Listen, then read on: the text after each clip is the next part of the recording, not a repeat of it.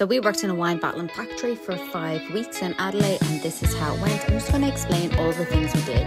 It didn't count for our 88 days, but we needed cash, so we did it. So I'm just going to list off a couple of things and let you know if I think it's worth it if you do get the opportunity to get a job in a wine bottling factory. So first of all, you get given like safety goggles and earplugs, and you have to wear long sleeves just because we were working with like bubbly wine, so it could like pop open. So we made a lot of boxes throughout the 5 weeks.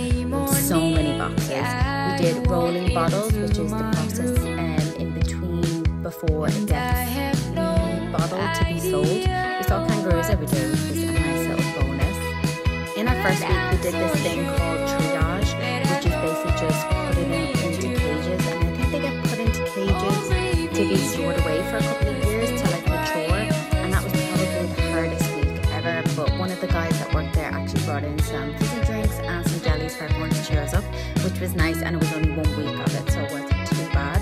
But in general, I think compared to working on the farms, this was a lot better. It was cold winter and in a big factory, but I think it was better because it was indoors. We got like a nice canteen area. Actually, the supervisor and managers and stuff, they were like really nice as well, which